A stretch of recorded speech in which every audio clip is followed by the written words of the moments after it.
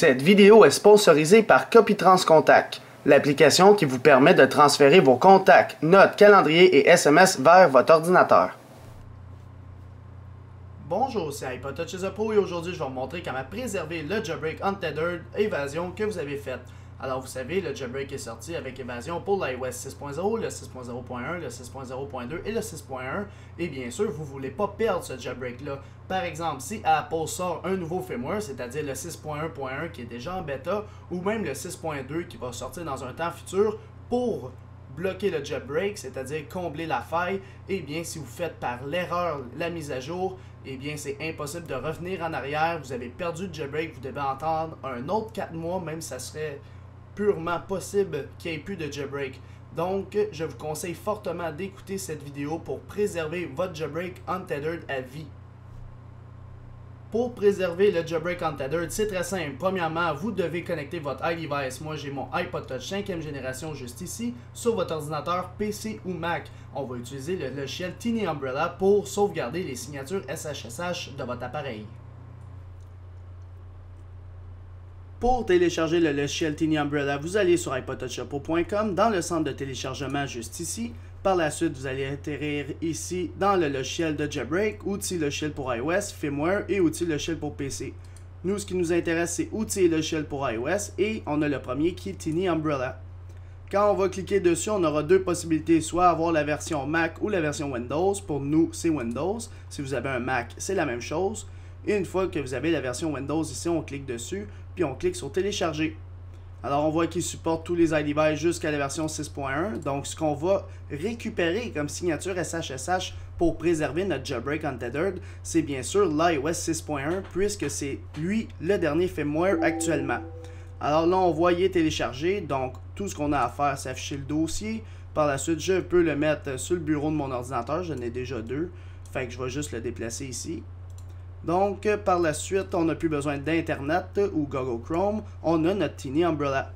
Alors, on doit faire un clic droit exécuter en tant qu'administrateur. On va faire oui. Une fois que c'est fait, on fait juste attendre un petit peu le temps que le logiciel s'exécute. Alors là, il va dire que le TSS Service ne peut pas s'exécuter à cause que Skype, il roule en ce moment, c'est normal. On n'est pas obligé d'avoir le serveur TSS pour tout de suite. Alors là, on a connecté notre iDevice, c'est pour ça qu'en haut à gauche, on voit Connected Device, mon iPodTouch 5e génération. On va cliquer dessus. Là, en ce moment, on voit qu'on n'a rien, on n'a aucune signature SSH, c'est normal, on n'a rien sauvé encore. On doit aller dans la version avancée ici, donc Advanced, et on doit décocher Save All Available SSH, puis on doit décocher lui aussi. Alors, ces deux-là doivent être décochés. Par la suite, le répertoire, on doit l'enregistrer à une place qu'on veut tout simplement. Donc moi, je vais l'enregistrer sur le bureau de mon ordinateur dans un dossier que je vais appeler, mettons, SHSH. Là, je ne suis pas sur mon bureau. On va aller dessus. Ici, SHSH. Et voilà. Et on va l'ouvrir dedans.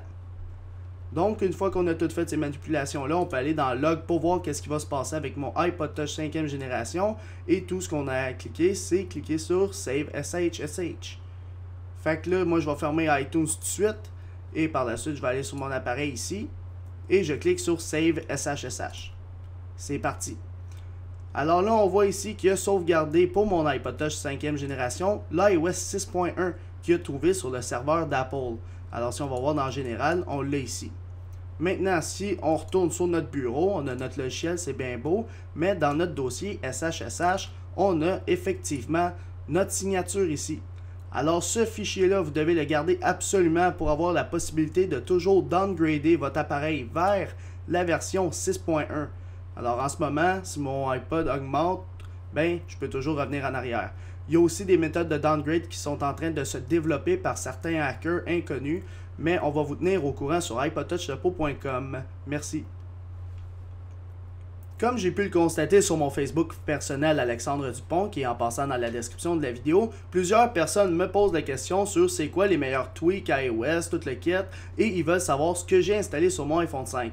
Il n'y a pas de problème, je vais faire la vidéo sur qu'est-ce que j'ai installé, pourquoi et comment, genre les meilleurs tweaks pour moi, mais vous devez savoir qu'il y en a quelques-uns que je préfère, comme BatSaver, Mini Banners Pro, etc., qui ne sont pas encore compatibles à iOS 6. Donc, je vais attendre encore 2-3 jours le temps que ces dernières applications soient compatibles. Et par la suite, je vais mettre la vidéo sur YouTube pour vous présenter ce que j'ai un peu sur mon iPhone, puis comment j'aime le jailbreak à iOS 6. Fait que sinon, abonnez-vous à ma chaîne YouTube en cliquant sur s'abonner. Suivez-moi sur Twitter et ainsi aimez la page Facebook, les vidéos d'Alex. Merci beaucoup, au revoir.